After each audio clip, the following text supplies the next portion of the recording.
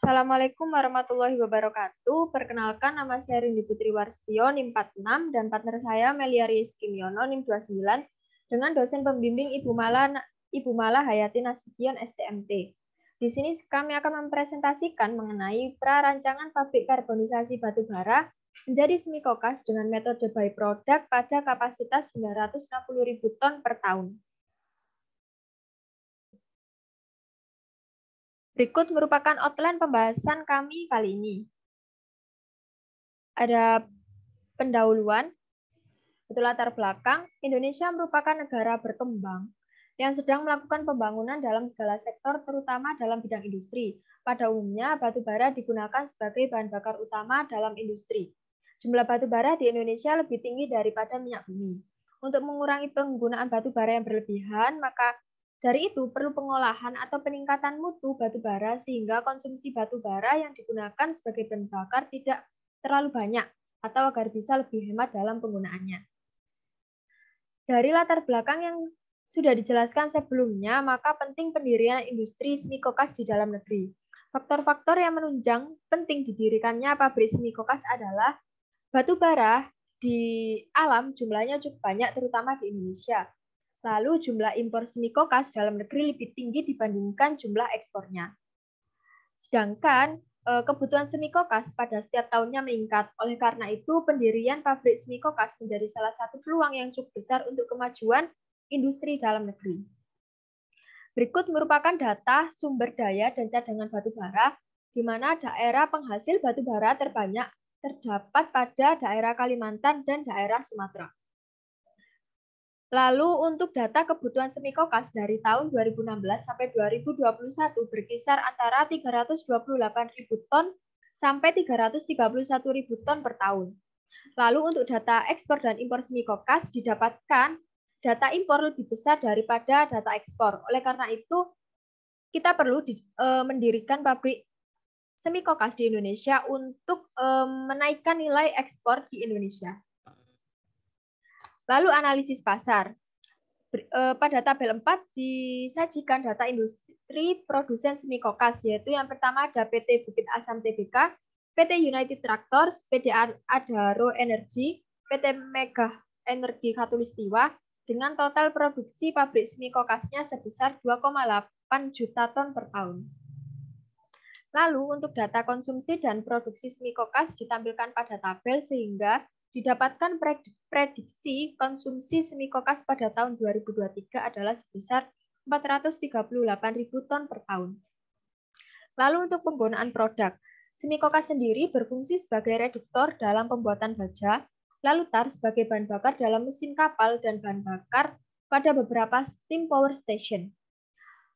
Untuk cook oven gas sendiri digunakan sebagai bahan bakar pemanas boiler. Selanjutnya, analisis keuntungan pasar, di mana didapatkan GPM-nya sebesar 0,3776 ton produk dan margin keuntungan kotornya sebesar 37,76%. Pada pemilihan proses pabrik semikokas sendiri ada dua, yaitu heat recovery atau non-recovery, yang kedua by product process. Pada pilihan proses yang pertama dalam pembuatan semikokas ini adalah heat recovery. Seperti namanya, panas hasil pembakaran yang dihasilkan akan dimanfaatkan kembali sebagai sumber panas untuk memanaskan boiler yang digunakan untuk pembangkit listrik. Ciri khas proses ini adalah selain bentuk chamber atau ruang pembakarannya yang terlihat lebih lebar dan luas, adalah prosesnya yang menggunakan udara yang berkontak secara langsung dalam proses pembakaran batu bara menjadi semikokas. Seperti yang terlihat pada gambar, panas yang dihasilkan di permukaan akan diputar kembali untuk memanaskan bagian bawah chamber. Hal ini bertujuan agar bagian bawah dari batu bara bisa tetap matang. Jika menggunakan proses ini, produk yang dihasilkan hanya semikokas dan COG, di mana COG sendiri digunakan untuk pemanasan ruang pembakarannya. Untuk pemilihan proses yang kedua, yaitu ada by product process. Perbedaan besar yang terlihat dari proses sebelumnya yaitu bentuk ruang pembakarannya atau chamber. Untuk by product process ini, alat yang digunakan adalah cook oven baterai. Biasanya dalam satu baterai ini terdiri dari 50-70 chamber. Bentuk chamber terlihat lebih ramping dan tinggi. Hal tersebut bertujuan agar proses pemasakan batu bara bisa matang sempurna di setiap sisinya. Perbedaan kedua yaitu proses ini tidak berkontak secara langsung dengan udara dalam proses pembakarannya, melainkan menggunakan prinsip konduksi. Seperti yang terlihat pada gambar, batu bara diapit dengan lempengan yang disebut brick refractory, atau batu tahan api yang berfungsi menyalurkan panas dari ruang pembakaran yang terletak di sebelah. Untuk proses ini, selain menghasilkan semi kokas, juga menghasilkan produk samping seperti tar dan COG yang dimanfaatkan kembali, tentunya dengan treatment terlebih dahulu. Dasar perancangan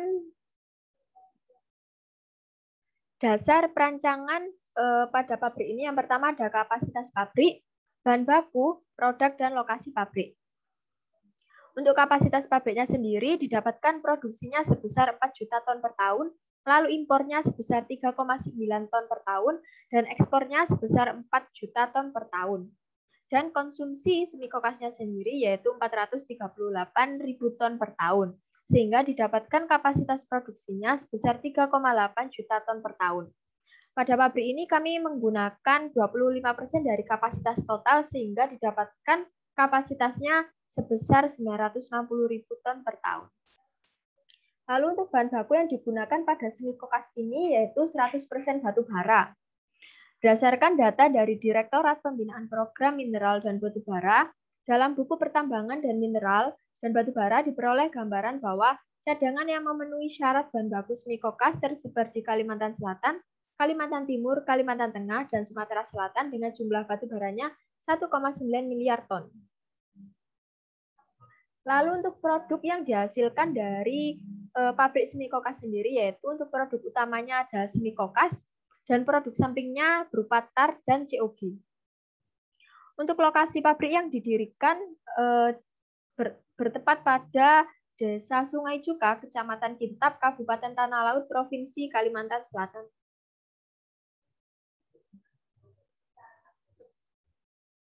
Berikut merupakan proses flow diagram di mana batu bara yang berasal dari gudang dialirkan menggunakan conveyor menuju giratory crusher yang untuk dilakukan pengecilan ukuran yang asalnya 20 sampai 30 cm menjadi 4,6 cm. Selanjutnya hasil dari giratory crusher masuk ke dalam rotary dryer untuk mengurangi kadar air batu bara hingga 10%. Setelah dilakukan pengeringan, batu bara dilakukan size reduction kembali ke dalam black jaw crusher hingga ukuran 0,5 sampai 2,5 cm. Berikutnya batu bara masuk ke dalam double roll mixing untuk dicampur dengan tar. Kemudian batu bara yang telah bercampur dengan tar masuk ke dalam double roll briquetting untuk dibentuk menjadi briquette ukuran 3 sampai 5 cm. Setelah briquette terbentuk, kemudian dialirkan ke dalam cook oven baterai untuk dilakukan proses karbonisasi. Pada proses karbonisasi ini menggunakan proses byproduct, di mana proses ini pemasakannya tanpa menggunakan udara. Setelah batu bara terkarbonisasi selama 18 jam, batu bara tersebut dikeluarkan dari cook oven baterai dan berubah menjadi semi kokas. Selanjutnya, semi kokas panas dari cook oven baterai masuk ke dalam spray quenching untuk memadamkan api pada semi kokas. Setelah semi kokas dingin dan apinya padam, dilanjutkan dengan proses screening. Pada screening ini akan ada hasil semi kokas upsize dan downsize. Lalu semi kokas hasil screening masuk ke dalam gudang masing-masing sesuai ukuran. Kemudian selanjutnya berikut merupakan perhitungan raca massa dan raca induktif. Pertama, berikut merupakan perhitungan raca massa dari giratory crusher dengan total inlet dan outlet sebesar 314.835 kg per jam. Dan berikut merupakan hasil perhitungan raca massa dari rotary dryer sudah balance dengan total inlet dan outlet sebesar 330.784 kg per jam. Kemudian berikut merupakan perhitungan dari back jaw crusher dengan total inlet dan outlet sebesar 248.106 kg per jam. Kemudian selanjutnya hasil perhitungan raca massa dari double roll mixer dengan total inlet dan outlet sebesar 337.241 kg per jam. Kemudian selanjutnya raca massa dari alat double roll briquetting dengan total inlet dan outlet sebesar 337.241 kg per jam. Berikut merupakan hasil perhitungan raca massa dari coke oven battery dengan inlet sebesar 337.241 kg per jam dan outletnya juga sama. 337.241 kg per jam.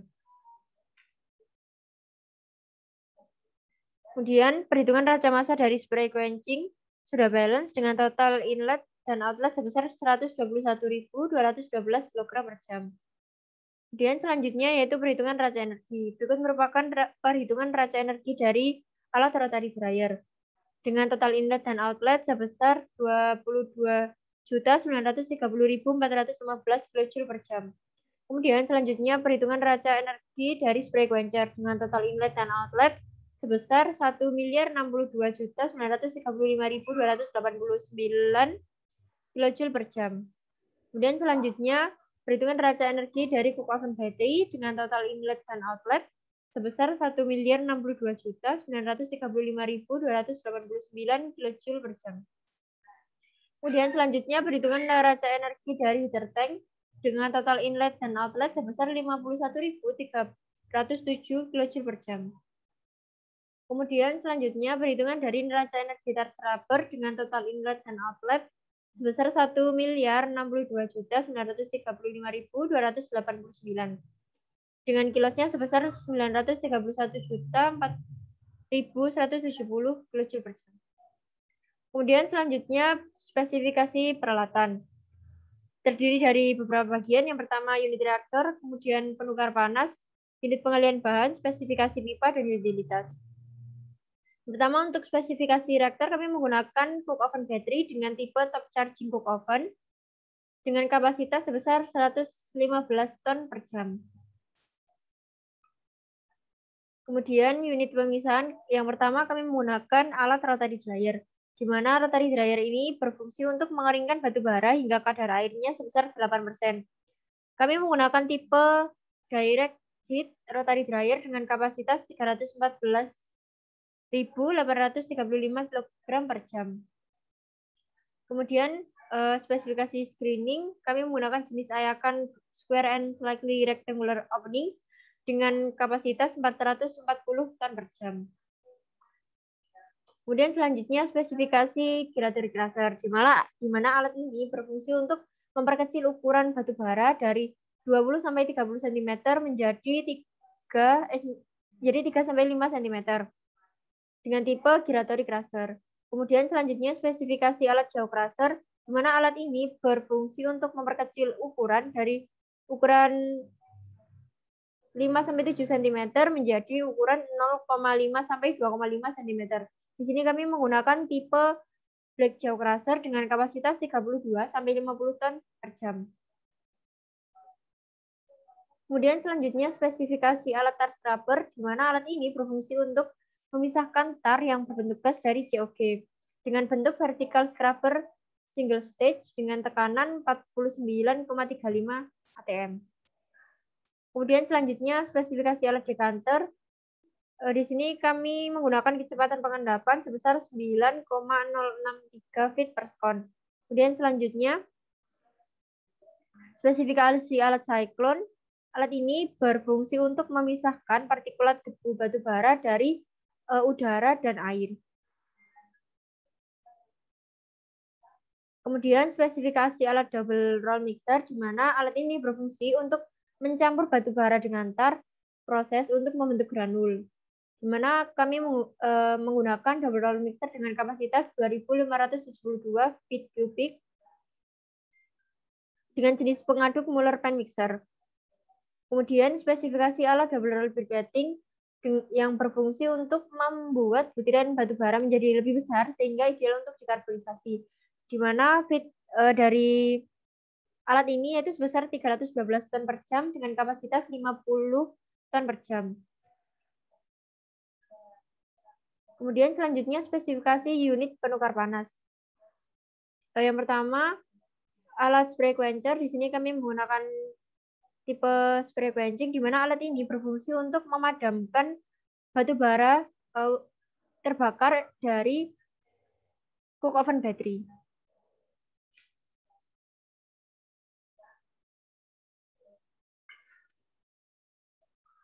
Berikut merupakan spesifikasi unit pengalihan bahan. Yang pertama ada spesifikasi pompa. Di sini ada 6 pompa yang kami gunakan. Yang pertama yaitu pompa untuk mengalirkan tar menuju double roll mixer. Kemudian pompa untuk mengalirkan tar menuju pemanas tar. Lalu pompa untuk mengalirkan tar dari dekanter menuju tangki penyimpanan. Selanjutnya pompa untuk mengalirkan air dari scrubber ke dekanter.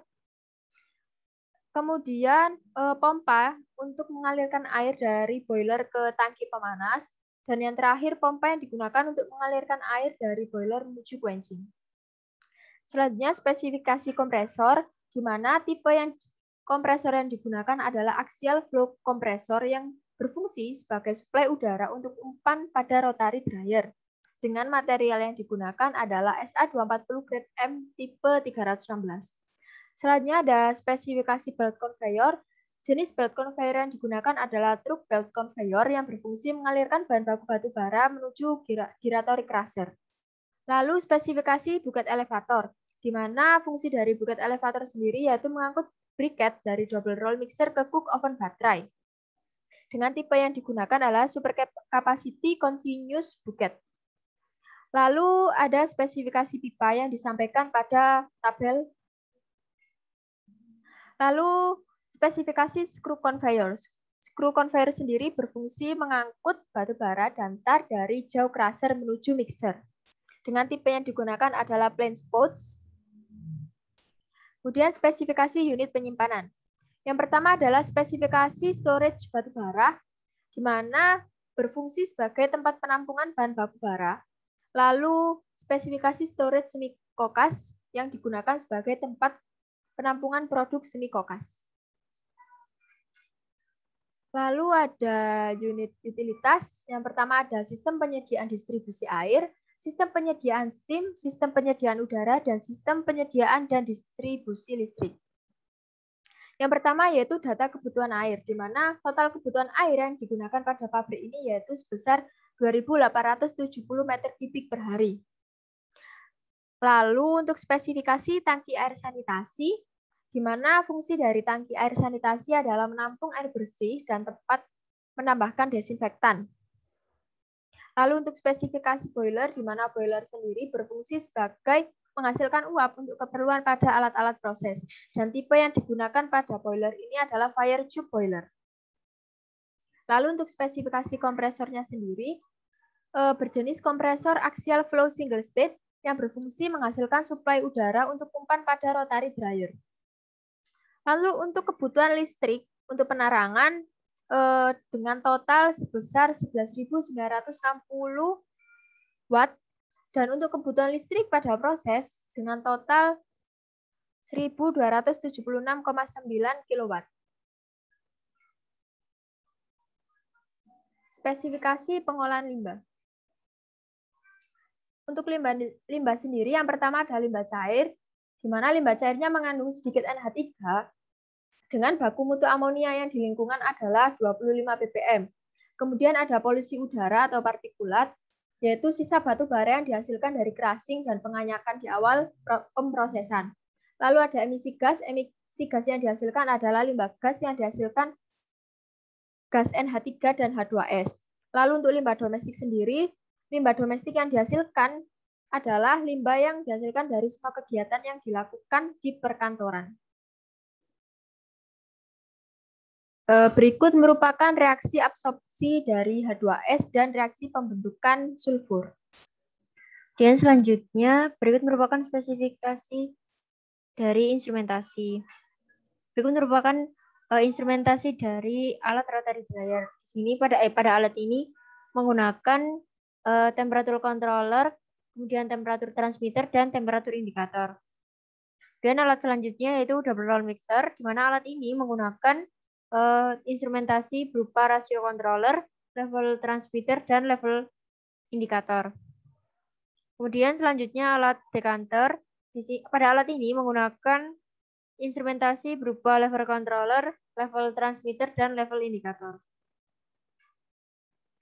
Kemudian alat selanjutnya yaitu cook oven battery, di mana alat ini menggunakan temperatur indikator, temperatur transmitter, temperatur controller, level indikator, level transmitter, dan level controller. Kemudian selanjutnya yaitu alat stir tank heater, di mana alat ini menggunakan instrumentasi level indikator, level transmitter, dan rasio controller. Kemudian selanjutnya tata letak pabrik. Berikut merupakan denah atau tata letak dari pabrik semi kokas. Kemudian berikut merupakan denah atau tata letak alat proses. Kemudian selanjutnya yaitu struktur organisasi, di mana pada bagian ini dapat dilihat bahwa pemegang kekuasaan tertinggi yaitu pada pemegang saham. Dan selanjutnya analisis ekonomi, di mana total capital investment sebesar 195 triliun 15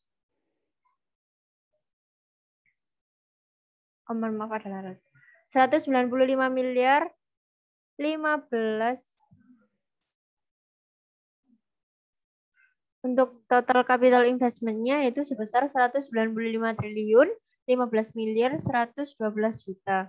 Kemudian untuk FCI-nya sebesar 169 triliun 578 miliar 358 juta. Kemudian untuk working capital investment-nya sebesar 25 triliun 436 juta. Kemudian selanjutnya yaitu total production cost, di mana total biaya produksi langsung tertera pada disajikan pada tabel, dan fixed cost dan general expense. Kemudian berikut merupakan kurva dari break even point, di mana dari grafik dapat diketahui bahwa BEP yang diperoleh sebesar kurang lebih 68%. Kemudian selanjutnya dari perhitungan yang telah kami lakukan, diperoleh rate on investment atau ROI-nya sebelum pajak yaitu sebesar 67%. Kemudian ROI sesudah pajak sebesar 47%. Kemudian internal rate of return atau IRR sebesar 59,13%. Kemudian payout time sebelum pajak sebesar 1,45 tahun dan payout time setelah pajak yaitu sebesar 2,05 tahun. Dan berikut merupakan kurva kumulatif net present value atau kurva CNPV. Sekian yang dapat saya sampaikan. Apabila ada salah kata, mohon maaf. Saya akhiri. Wassalamualaikum warahmatullahi wabarakatuh.